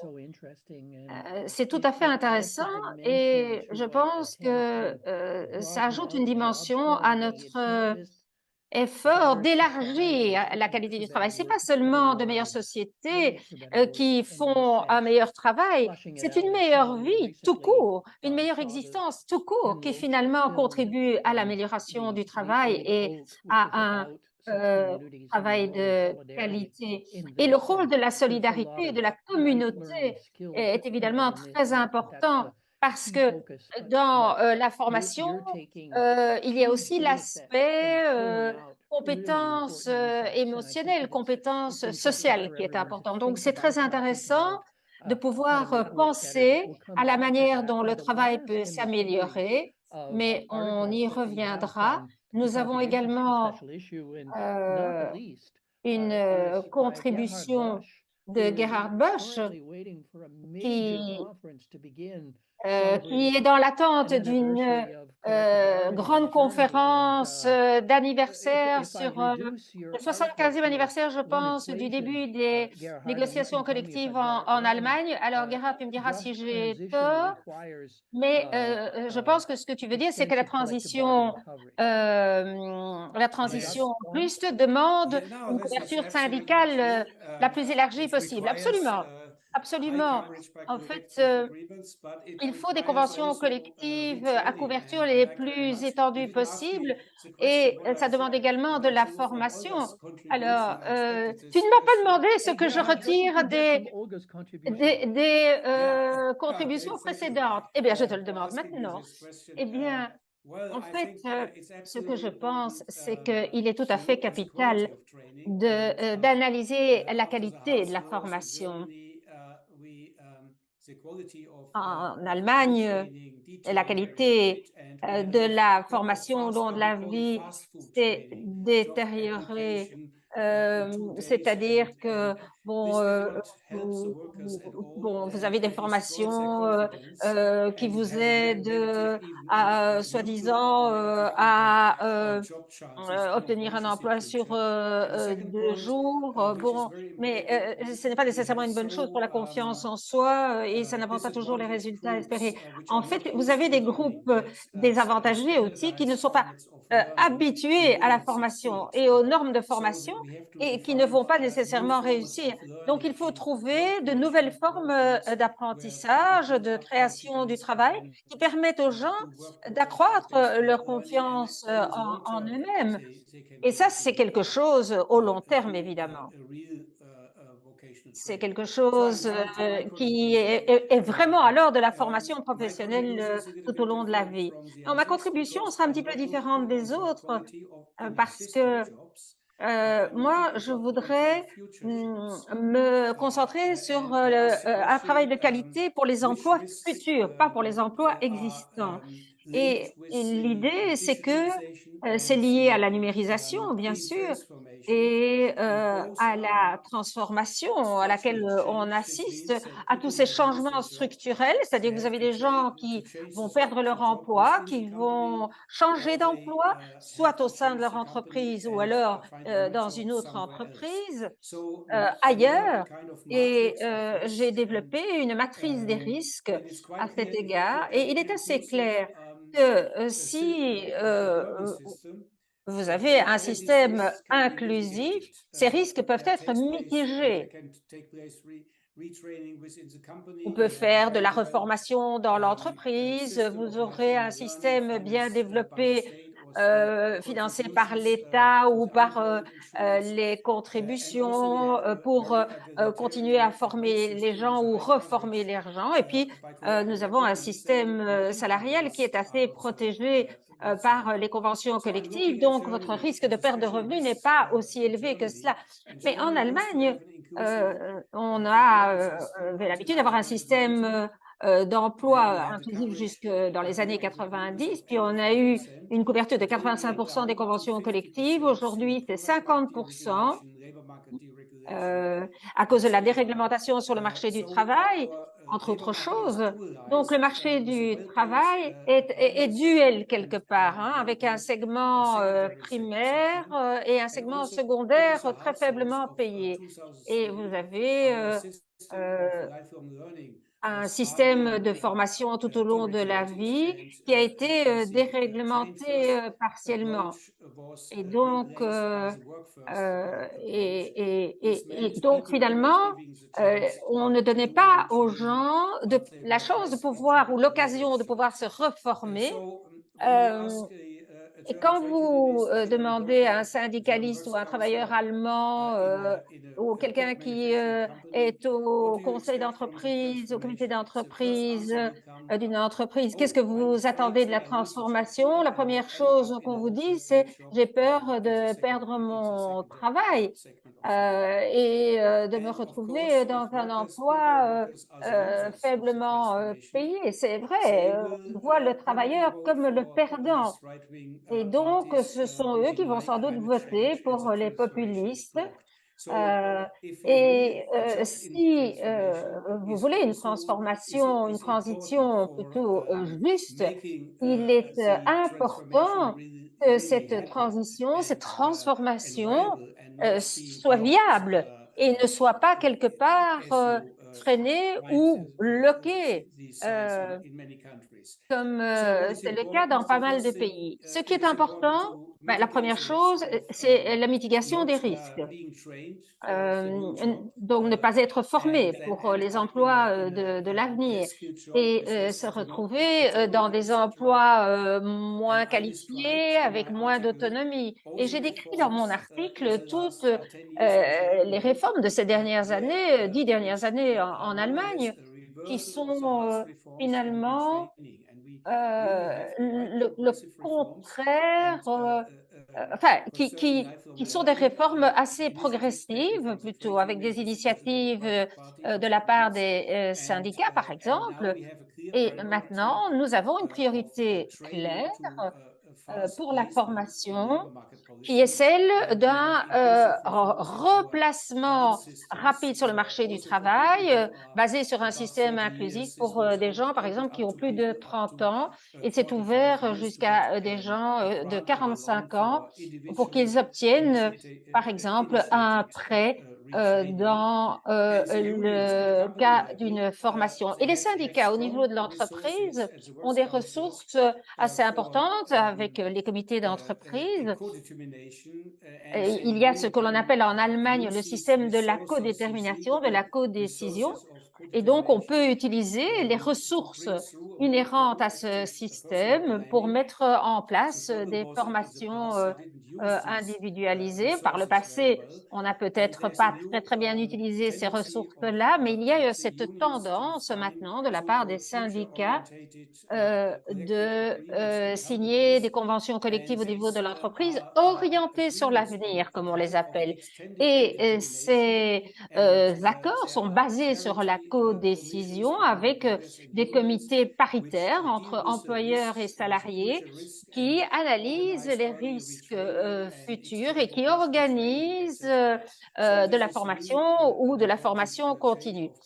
C'est un changement important qui va dans la direction de politiques vraiment proactives. Dernier point, quand on parle des revenus, du revenu, eh bien, là, je ne vais peut-être pas avoir le même narratif. Nous avons une dualisation du marché du travail et il n'y a pas d'indication selon laquelle le déclin de ces conventions collectives va être endigué. Et donc, bon, la sécurité du revenu n'est peut-être pas nécessairement aussi bien assurée que cela.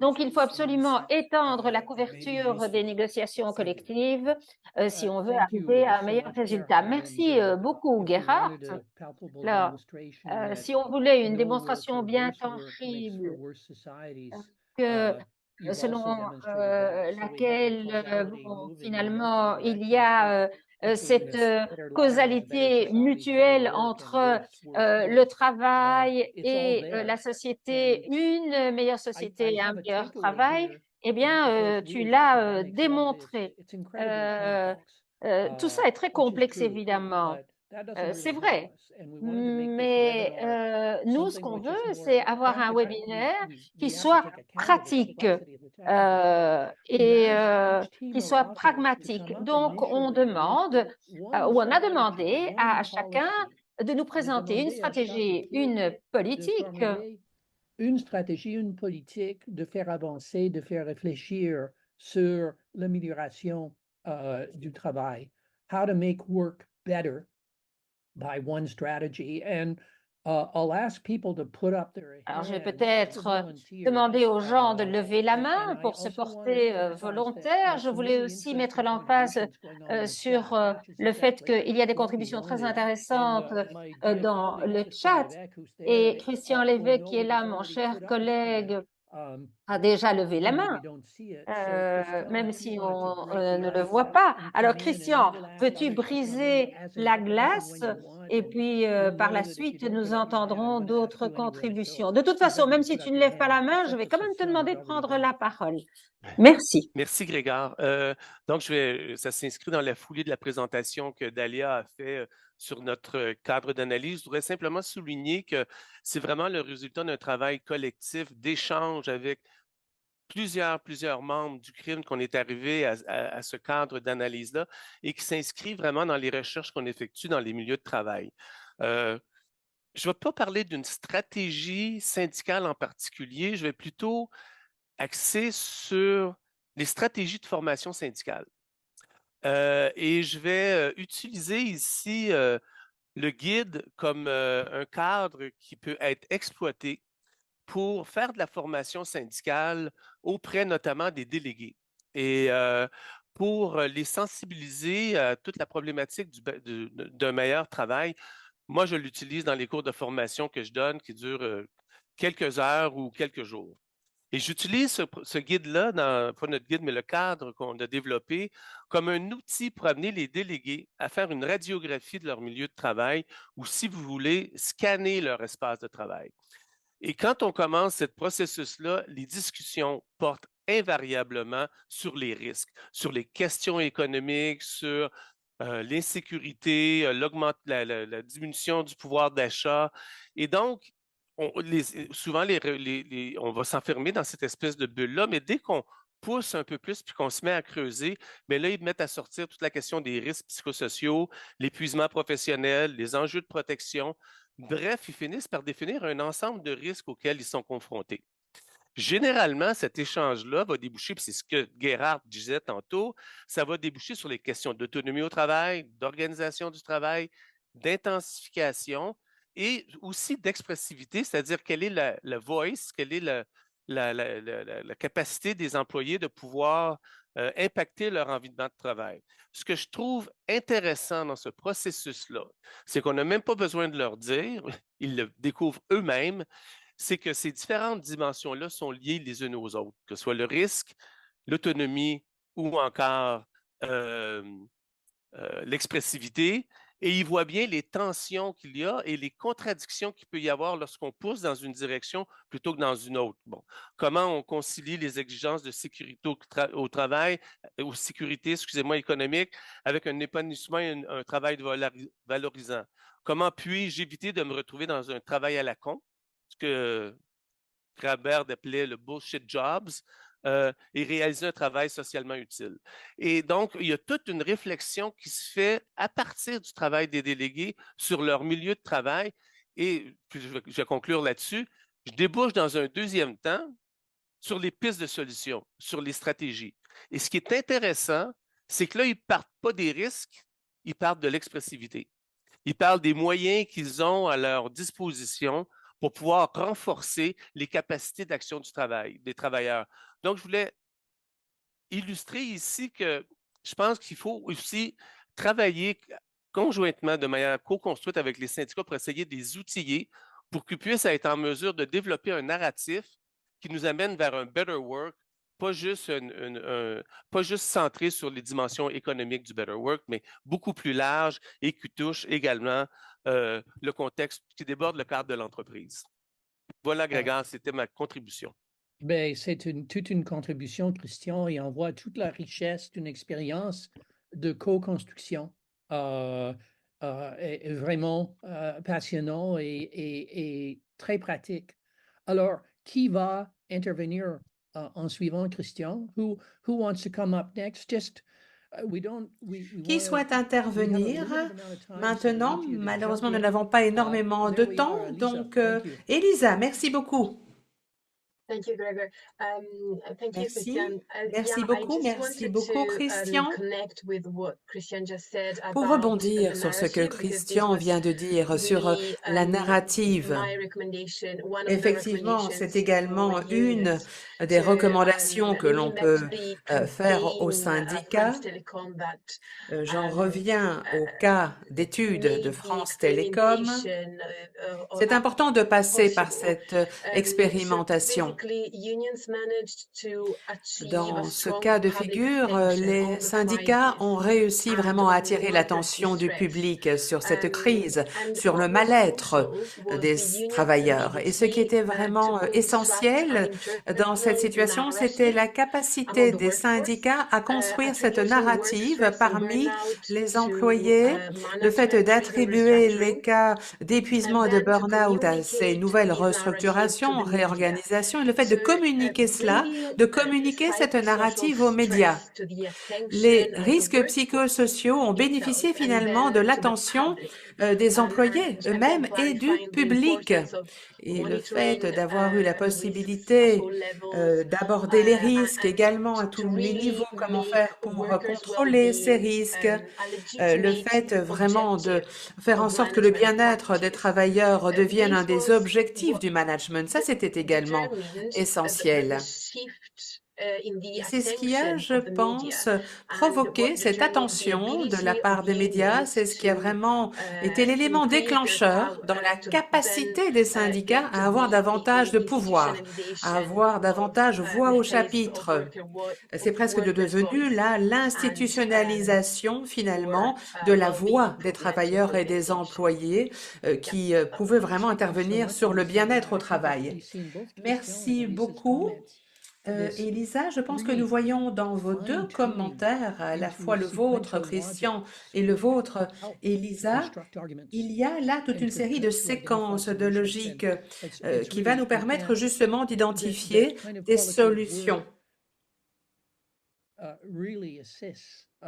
Et je pense qu'il faut aider vraiment les gens à réfléchir à ces problèmes. Qui souhaite intervenir maintenant? N'hésitez pas, sinon c'est moi qui va désigner un volontaire. Olga. Olga, je vous en prie. Sorry, just finding the mute button. Voilà. Far too many buttons. Le temps pour moi de trouver le bouton du micro parce qu'il y a trop de boutons. Alors, on a parlé tout à l'heure justement de cette frontière qui est assez floue entre la vie privée, la vie professionnelle, la recrudescence du travail de plateforme. Nous réalisons quelques expériences au Royaume-Uni sur ce point. Nous essayons vraiment d'épingler les meilleures stratégies qui sont liées au lieu de travail. Il faut tenir compte de la nature du lieu de travail. Essayons de voir s'il y a vraiment de la collaboration entre les employés et les employeurs. Il faut donner la parole et la voix au groupe de la communauté. C'est très, très important. Comme Gerhard l'a dit, il faut soutenir ces compétences sociales, la capacité des uns et des autres à apprendre, par exemple. social prescribing as a Mais legitimate il faut way in which également tenir job compte quality can be enhanced, life de outcomes la can be façon dont la enhanced. qualité des So emplois peut taking être a améliorée, la slightly qualité less de la vie pourrait transactional être approach, améliorée, I également suppose, to prendre une skills approche development and de causing transaction skills plutôt que and more simplement une inclusion of approche key reposant sur la community formation groups à de in nouvelles place-based strategies. compétences, par exemple. Essayons What vraiment does de that mean? tenir compte des Thank you. communautés, des groupes de It's communautés, des great. stratégies qui sont les mieux It's clear adaptées that au lieu de you should have been a travail. geographer, Très and bien, a merci geographer beaucoup. Je here would pense que say vous auriez dû être place-based géographe strategies. également, Yes. des stratégies qui Gerhard. sont adaptées effectivement au lieu. C'est très important. Gerhard, I described dualistic German labor market, je and vous ai parlé de ce marché not allemand only Germany, but double. many other countries Il ne s'applique pas have uniquement à dualistic l'Allemagne, labor je markets. pense qu'il y a des And, situations semblables dans d'autres what are the pays. best strategies? Quid des meilleures stratégies? Bien, je pense qu'une plus grande couverture par les conventions collectives, c'est évident. Si vous regardez les pays scandinaves, au Danemark, en Suède, on est presque à 90%. La différenciation de salaire est très faible et également, il n'y a pas vraiment de risque inhérent au fait de changer d'emploi non plus. Je peux partager avec vous quelques solutions techniques pour y parvenir, mais ce n'est pas suffisant, parce que je pense que ce dont nous avons besoin, c'est d'une réponse politique également. En Allemagne, voilà plus de 10 ans que l'on se bat pour arriver à une législation en matière de salaire minimum. Et je dirais que les syndicats y sont parvenus parce qu'ils ont développé une narrative sur l'impact négatif des faibles salaires, sur la qualité de la vie, sur la société, etc.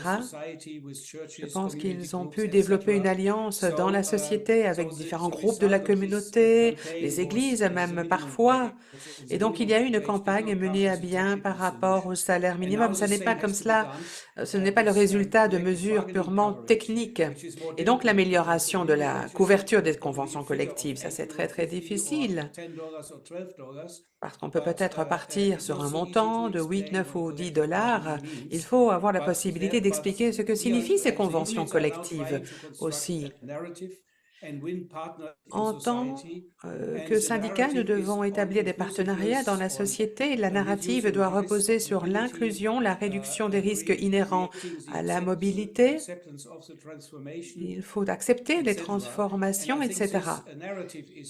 Et je pense que cette narrative est véritablement essentielle, cruciale. Depuis que nous avons la directive sur les salaires minimums en Europe, nous avions pour objectif que tous les pays développent des plans d'action pour améliorer la couverture des conventions collectives, arriver à 80%. Tous les États membres de l'Union européenne sont confrontés au même problème. Dès lors, il est important de développer, me semble-t-il, une narrative européenne sur l'importance des conventions collectives. Et puis, vous avez besoin de solutions techniques. Comment faire pour y parvenir? La façon la plus simple en Allemagne, c'est de tenir compte des conventions collectives qui existent déjà. C'est vrai que parfois il y a un blocage de la part des associations d'employeurs, du patronat, parce qu'il faut passer par un comité, le Comité national des conventions collectives. Les deux côtés ont le même nombre de voix et on arrive à un accord que s'il n'y a qu'une majorité en faveur, il y a eu, il y a quelques années, un vote contre, donc on n'a plus la majorité.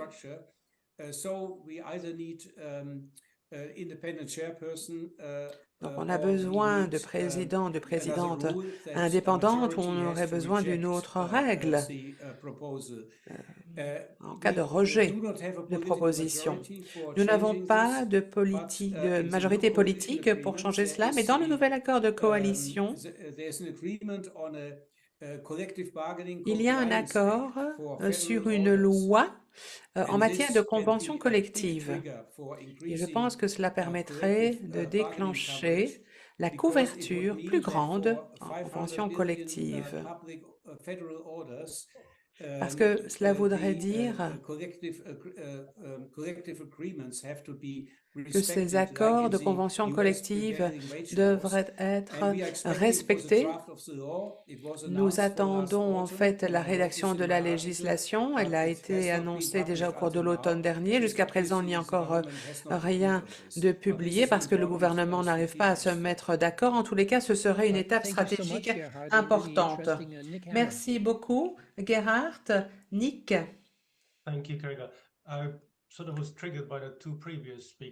Eh bien, pour rebondir sur les interventions précédentes,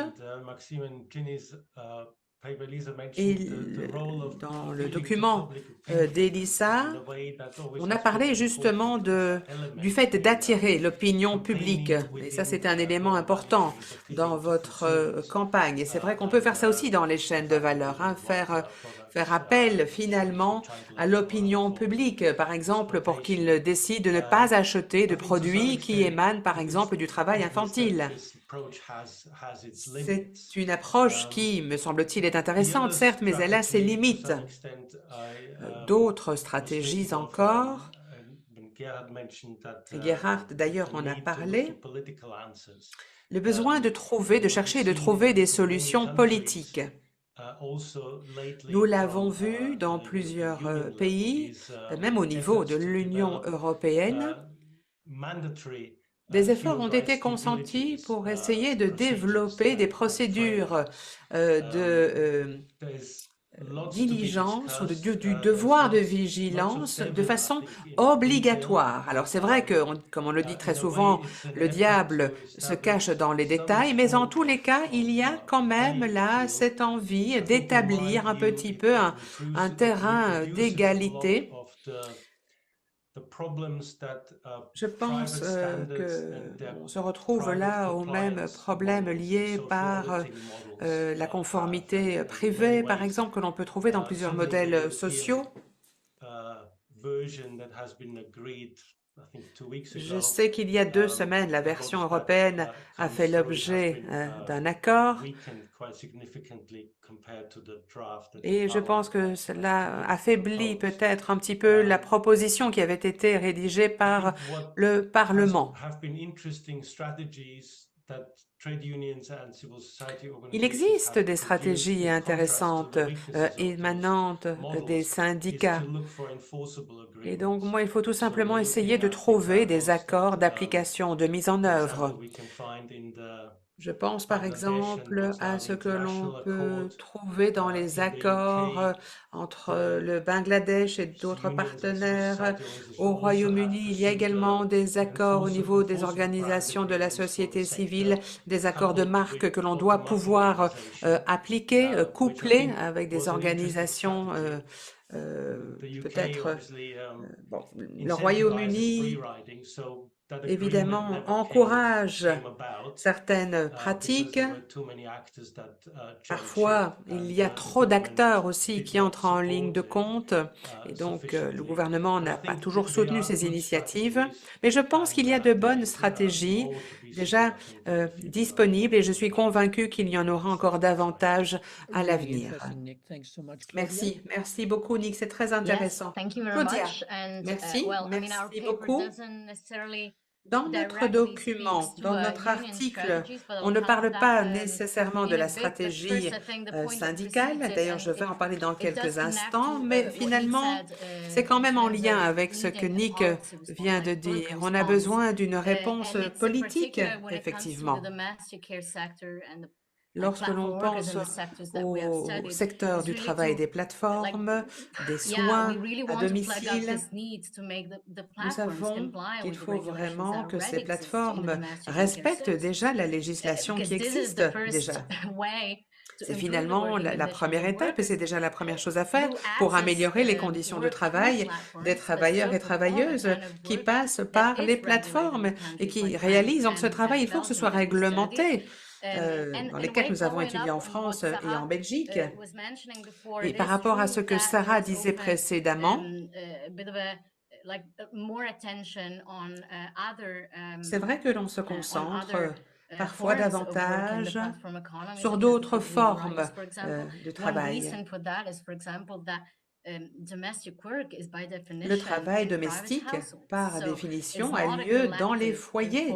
Il est invisible. Ce n'est pas une façon de travailler de façon collective. C'est pas la même chose que chez les chauffeurs-livreurs, par exemple.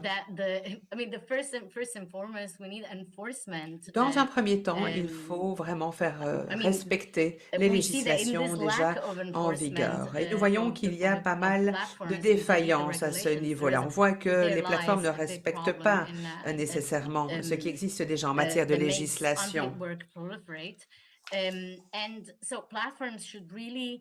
Donc, je pense que dans le domaine, par exemple, du textile, il faut veiller à ce que les contrats, à ce que la législation soit respectée, à ce que les réglementations soient respectées. Ceci me mène alors à une deuxième recommandation dont nous avions parlé déjà.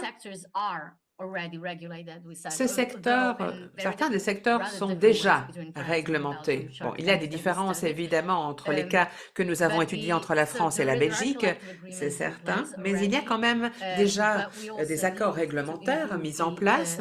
Je pense que nous devons améliorer les normes et nous devons absolument favoriser les conventions collectives dans les deux pays. Nous l'avons vu dans nos études sur la France.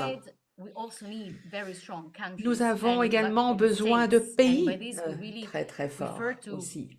Nous avons parlé de ces États qui ont la capacité d'investir dans des systèmes d'État-providence, et c'est ce dont Valéria a parlé précédemment, le vote qui a lieu au Parlement européen. Nous avons besoin d'États capables d'investir dans ces dépenses publiques, capables d'investir dans ces différents services.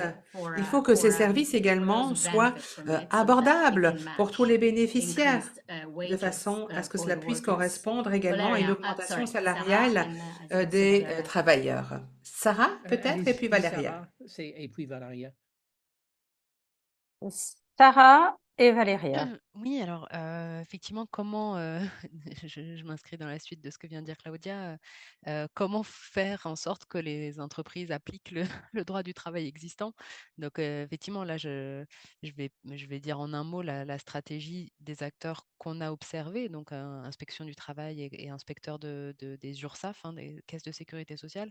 Eux, leur stratégie, effectivement, essentiellement pour faire un peu contre-pouvoir par rapport à l'orientation politique, c'est de recourir à la justice. Vraiment, c'est leur moyen d'action privilégié, alors même que l'inspection du travail, depuis plusieurs années, en France comme ailleurs, est de plus en plus incitée à accompagner, conseiller, etc., et ne plus pénaliser. Là, vraiment, ils ont eu une position de poursuivre et de criminaliser un petit peu ces pratiques des entreprises. Donc voilà, le recours à la justice. Après, ce recours à la justice ne doit pas rendre invisible le rôle central. De toute façon, je pense que ça est apparu dans beaucoup des réponses jusque-là sur cette deuxième tour de questions. C'est le rôle des syndicats qui me semble majeur. Je pense que si on veut le dire très clairement, si on veut améliorer le travail, il faut des syndicats plus forts. Nous, on l'a vu, c'est le cas pour les travailleurs des plateformes eux-mêmes, ceux qui sont le plus à même de participer à déposer des dossiers au prud'homme pour se faire requalifier sont évidemment ceux qui, enfin évidemment non, mais on peut le supposer, ceux qui sont les plus proches des structures collectives et des syndicats, mais aussi les inspecteurs, inspectrices du travail, contrôleurs URSSAF qui sont le plus à même de s'intéresser à ces dossiers et de s'opposer un peu à la direction politique qui pèse sur eux, c'est aussi des inspecteurs qui sont syndiqués. Donc à tous les étages un petit peu qu'on peut observer, sans syndicat, le pouvoir de résistance est toujours beaucoup plus faible. C'est un peu une évidence, mais je pense que ça mérite d'être redit. Et je pense que de notre côté, les universitaires, on a aussi un rôle à jouer dans le fait de rendre visibles des conditions de travail dans des espaces de travail qui sont plus difficiles à aller observer, moins connus, plus récents, plus invisibilisés. Et puis de contrer aussi sans doute ce discours de disqualification des syndicats qui pèse très fortement sur l'image des syndicats, qui décourage un petit peu des jeunes, un ensemble de travailleurs, travailleuses qui les découragent un peu d'aller vers les syndicats à cause de discours à charge. Et donc, je pense qu'on a un rôle aussi à jouer dans le fait de contrer ces discours de disqualification. Merci beaucoup, Sarah. Valeria, over to you. Valéria. Yes, well, I'm really very happy to hear Je what Sarah suis said, and also thanks très a lot heureuse for d'entendre ce sharing, ce qu'a dit our contribution la to the personne process. I précédente. just wanted to add two things. Je voulais I ajouter fully agree deux that the role choses. of the Je suis tout unions à fait d'accord que nowadays le is very rôle des important. syndicats à It is l'heure actuelle est particularly tout à fait important crucial. in C'est these tout sectors, à fait like crucial care, dans les domestic, secteurs whatever, comme which in le fact are travail invisible. Now, domestique, going back les to the soins question aux that personnes, Gregory etc. posed at the Pour very beginning, revenir à la question de Grégor du départ, en the fait, hoping that the unions will be able to raise the working conditions and particularly the wages in this ce, particular ce sector is souhait very crucial. Because just to give you an pour example que les now, syndicats puissent Nikki before talked avoir un about impact en termes de conditions de travail et de the salaire, paper of Ginny and eh bien, colleagues c'est un souhait bien, appealing to bien consumers. In réel. the care platform, Et this il doesn't faut work because évidemment consumers don't have money, they pouvoir are agir auprès actually des harm themselves, consommateurs. and they go on Euh, platform to buy les services consommateurs which are cheap. vont sur une Just to give plateforme an pour acheter des example, I mean, services qui sont bon marché. working with the C'est ça le colleague this souci. morning, the Hein, lady that comes here c'est to clean, la she dame takes qui vient Uber ici taxi pour because they are nettoyer, actually elle cheap prend un and she Uber cannot afford parce to qu'elle ne peut take pas se her own permettre transport. un She taxi doesn't have a car. entre So guillemets these are the conditions under standard. which these Elle n'a pas de workers, voiture. then at Voilà the les end, they end conditions up dans working for lesquelles platforms les and gens qui travaillent pour des plateformes se just retrouvent doing finalement. very strange Et things in different sectors. So I think it's important that unions donc, il est really très important que les syndicats, reinforce their own capacity, and effectivement, it's puissent really renforcer crucial, leurs the propres role of the capacités. C'est unions absolument and what they can crucial, bring ce to rôle des bear, particularly syndicats, under the conditions we are facing. So I just certainement dans les wanted to conditions shed dans a light on lesquelles this. Thank on you est. very Donc, much. voilà ce que je voulais simplement ajouter. Thanks Merci. Thanks so much, Valeria. Over Merci to you, beaucoup, Agnieszka. Valéria. Agnieszka, We're pulling back to the beginning, and on just if you know revient that au départ. we're moving towards the end of the Alors, webinar with nous some arrivons lentement mais fantastic sûrement contributions. au terme de ce webinaire et nous avons eu des contributions absolument brillantes. Oui, je suis très impressionnée par tout ce que l'on a entendu en matière de recherche. Ce que je voudrais peut-être ajouter, c'est ceci. Le message d'ensemble, je dirais, par rapport aux revendications des syndicats. Mon expérience en travaillant sur le temps de travail, c'est qu'il faut être clair dans les objectifs. Quelles sont les revendications? Ça doit être dit très clairement. Et ce dont je parle, c'est finalement la politique de l'entreprise versus le bien-être du travailleur. Et parfois, certaines demandes sont justifiées en disant, ben voilà, un travail de qualité pour le travailleur doit être aussi un bénéfice pour l'entreprise. Bon, si vous avez ce genre de narratif de la part des acteurs sociaux, c'est parfois un petit peu curieux. Mais donc, il faut un message clairement formulé. Voilà, est-ce qu'on se bat pour les contrats d'emploi, pour une réduction du temps de travail qui va améliorer l'expérience au travail, améliorer les conditions de travail, qui permet aux gens d'avoir une meilleure qualité dans leur emploi pour avoir une meilleure société. L'idée, bon, c'est pas d'être voilà plus productif pour l'employeur ou plus en fait, qui bénéficie d'un travail ou de travailleurs plus productifs, bah, c'est souvent les employeurs. On voit bien la financiarisation de l'économie. Donc, c'est la voix du syndicat qui peut dire, mais attendez une seconde, en fait, c'est le travailleur qui doit pouvoir aussi bénéficier de la richesse produite. Les politiques de réduction de travail sont beaucoup plus faibles lorsque elles sont basées uniquement sur la politique de l'entreprise. Les entreprises doivent réaliser cela parce qu'ils se disent oui, mais finalement, bon, on peut utiliser des contrats à heure zéro, si on arrive à produire davantage avec moins de monde. Thank you Non, so pas du much, tout.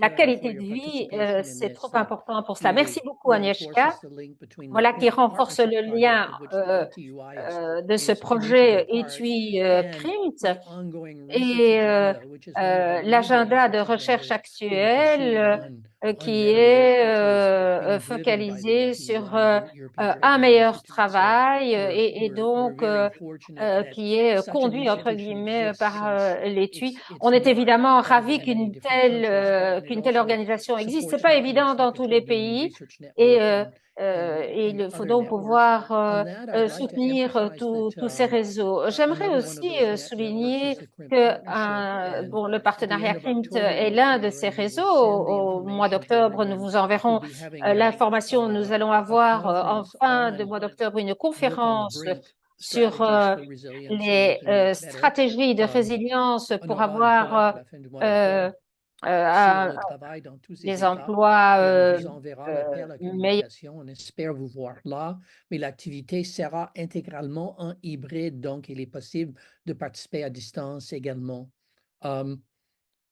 I don't know whether anyone else wants to come in. I think we're almost at the end here, but a last contribution. Nous sommes from quasiment anyone au going terme once, de going notre twice? webinaire. And I really want to emphasize Avez-vous des Marcus Helfand asked commentaires? why environmental Parce risk que is not included in on the demande risk souvent pourquoi les dimensions risques in the environnementaux ne initial sont pas presentation inclus. of Dalia and La colleagues. I présentation think that they might make the argument that it par is, rapport but à I la think it's an important présentation de contribution Dalia et de that ses collègues.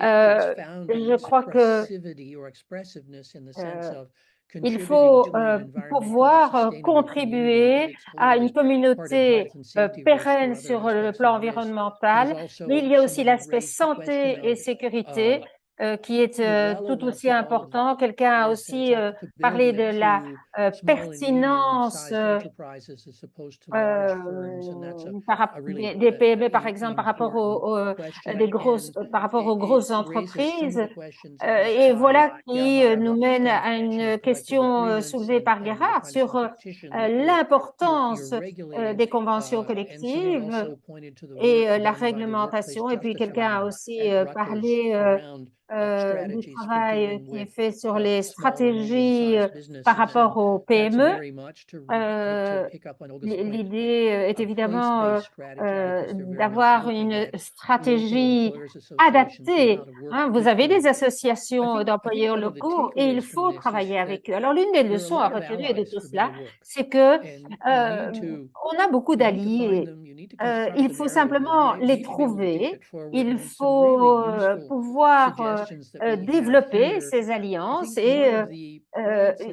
l'un des inception of the points partnership on au experimentation for better work départ was a du frustration crime, with the social science c'était research bon, that finalement la it frustration was par rapport à published la and recherche en perished, sciences or it was sociales. published and move on, so there wasn't enough dialogue Et between finalement, on disait, bah the voilà, il work n'y a pas being done and suffisamment de talking to each other, dialogue. and part of the motive Et, behind this kind of et webinar, donc, quand on organise ce thematic type issues, de other webinaire, kinds of on se activities that we can sert organize, de is to get the thématiques research talking to each pour other. And I que les think that chercheurs we puissent saw se some of the parler benefits of this entre eux, today. puissent avoir Vous un avez vu plusieurs dialogue. des avantages de faire parler les contributions des uns et des autres. So thank you very much to our interpreters. Merci aux interprètes. I want to highlight the absolutely brilliant visual. Alors, je voulais remercier les interprètes.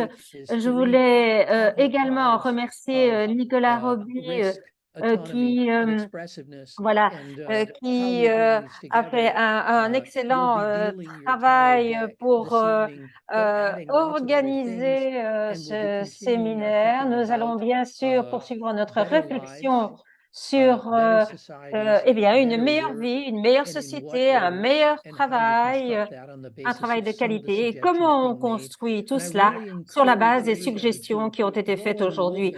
J'encourage chacune et chacun à regarder ce qui se passe au sein de Transfer, surtout la thématique de l'amélioration du travail, car nous pensons en effet qu'il y a là des contributions dynamiques à prendre en ligne de compte. Et donc, merci Merci à tous les orateurs et à toutes les oratrices d'avoir participé et on se revoit très bientôt. Au revoir.